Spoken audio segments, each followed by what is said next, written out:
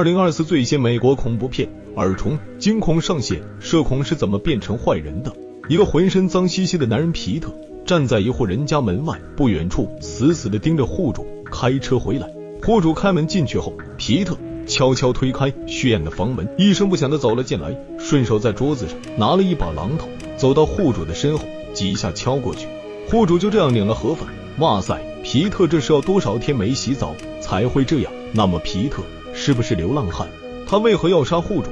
且听小编娓娓道来。不久，警长阿杰带着小乔前来现场勘查，小乔就把他观察到的情况告诉了阿杰，而且这起案子还有目击者，他已经能够把凶犯完整的描述出来。户主是一个社恐，刚刚离完婚，这就让阿杰无法想明白凶手的作案动机了。小乔表示，凶手已经开着户主的车子逃亡了。阿杰觉得很快就能把这起案子的凶手绳之于法。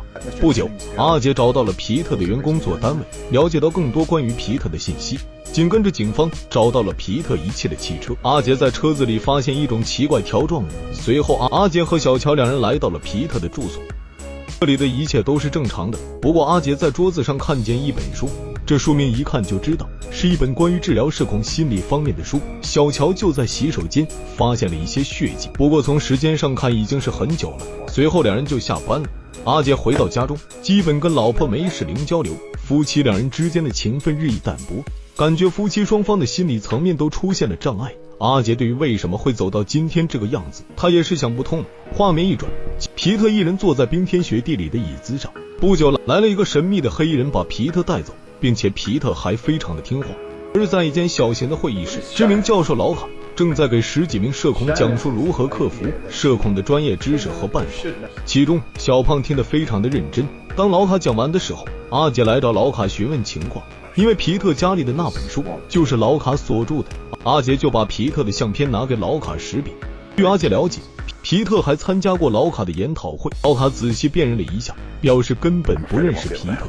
然后阿杰把自己名片给了老卡就走了。站在一旁的小胖拿着老卡的那本书，一直等着他忙完了，于是鼓起勇气跟老卡交流了一下。老卡对于小胖终于主动开口说话表示赞扬，认为小胖按照方法一步一步来，一定能克服社恐的。然后给了小胖一张私人名片，有什么情况可以给他电话。另外还邀请小胖参加过几天将要举办的研讨会。小胖回到了公司，就把今天老卡所做所讲的那些事情讲给了他的同事兼好友阿强听。阿强就质问小胖，参加这种研讨会花了多少钱？小胖不好意思说出来。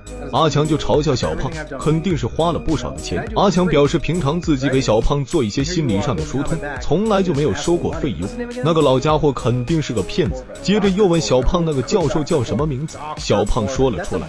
阿强马上表示那是个假名字，他也有那个人写的书。接着阿强就抱怨小胖的所作所为，让他擦亮眼睛不要再上当了。随后阿强就带着小胖去参加一个速派的相亲活动，两人至今都没有结婚。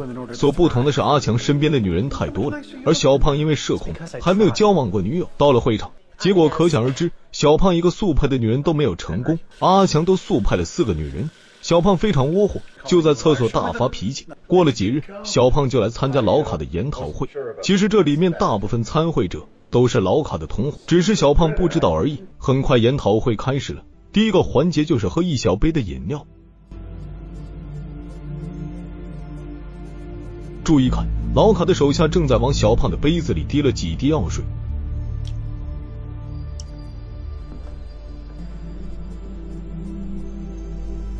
这是老卡自制的，味道就不是很友好，但是对社恐的人却有很大的帮助。在老卡的劝说之下，小胖喝了下去，接着其他人也喝了下去。老卡接着开始针对小胖进行启发式的引导，让小胖敢于讲出心中话，杜绝害羞这个想法。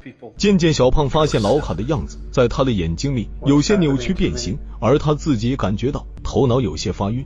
就在这时，有人把皮特推了进来。皮特已经处于半昏迷状态，就看见老卡拿了一个电钻，从皮特的脑袋里拿出了一条虫子，然后塞进了小胖的右耳朵里，吓得小胖昏厥过去。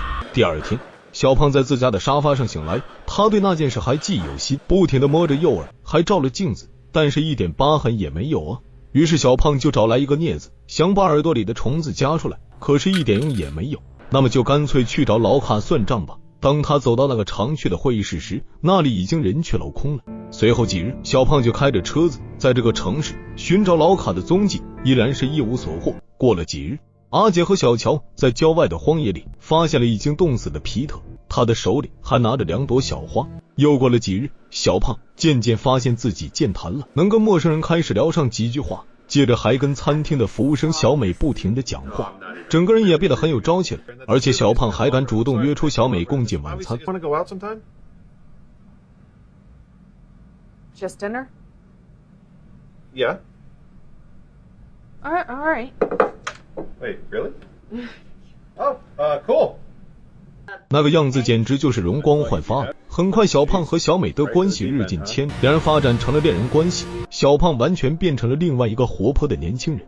阿强渐渐也发现了小胖身上的变化，对此他也吃惊不小。但是小胖不知道，有一只虫子正在他的身体里游动。这样又过了一段时间，一日在公司，阿强跟其他同事聊天，无意中说了娘娘腔这个词，这让在旁边坐着的小胖听见了，感到无比的恼火。他认为这是阿强在嘲笑他，因为在小胖还是社恐的时候，阿强曾经这么叫过他。但是现在阿强反复表示这跟小胖无关。然而小胖顿时翻脸不认人了，瞬间变成了一个脾气暴躁的人，开始对阿强大打出手，并且发狂了。这下把阿强吓坏了。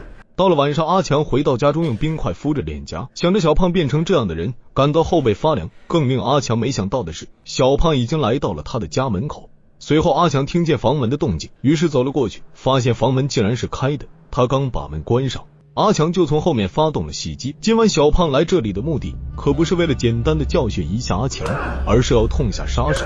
阿强怎么求也没有用，最后阿强死在了小胖的手里。那一瞬间，小胖的眼睛都变成了白色。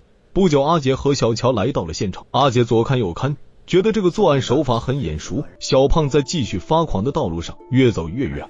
他先是和小美在餐厅里吵了一架，接着晚上他开始到小美的家进行骚扰了，那个样子就像是失去了理智似的。小美完全没有想到小胖会变成这样，这让小美都有点不敢回家了。一日晚上，小美就让同事送她回去，小美就在外面用拥抱表示谢意，但是被小胖看成小美重新找了男友，瞬间激发了小胖的杀心。小胖杀害了那名男同事，接着闯进了小美的房子里，他想教训一下小美，可是却发生了意外，他的口里冒出一只虫子。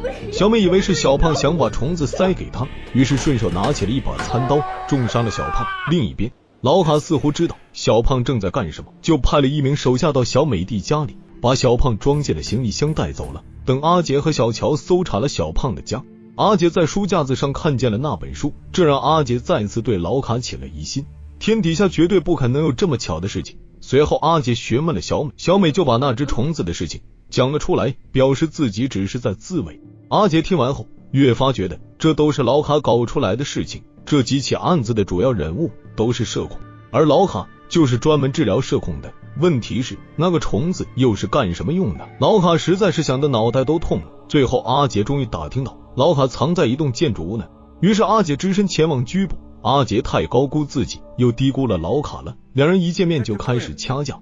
老卡死活不肯承认，还趁机跑到了后面躲起来了。阿杰于是追了进去，他在一间屋子里看见一些奇怪的瓶瓶罐罐，正在琢磨之际，阿杰被老卡的手下抓住，然后被带到了老卡的面前。老卡表示今晚肯定是很精彩的。阿杰骂了一句国骂，老卡笑着表示，难道阿杰不知道自己充满了怨恨、愤怒、压抑吗？这让阿杰成为一个跛脚的男人。老卡接着表示今晚就要治好阿杰的病，于是就叫人推出了小胖。这时小胖已经处于痴呆状态。很快老卡从小胖的脑袋里把那只虫子拿了出来，然后要把那只虫子放进阿杰的耳朵里。就在这个千钧一发之时，阿杰急中生智，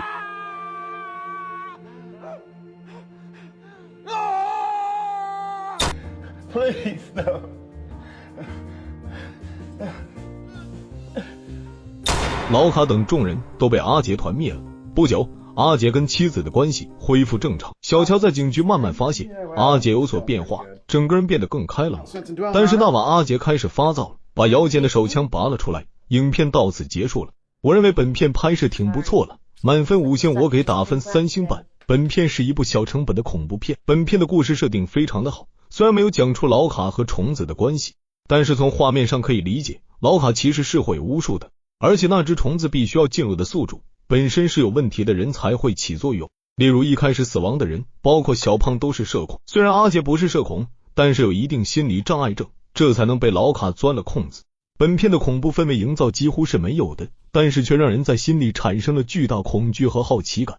又是观众能看到结尾，本片的主要演员的演技都很在线，尤其是小胖的演技太棒了，他从社恐变成了社交达人，然后再变成了狂躁分子，这期间的面部表情的变化和精神头表现简直堪称教科书级别的，本片值得一看。好了，谢谢大家的捧场。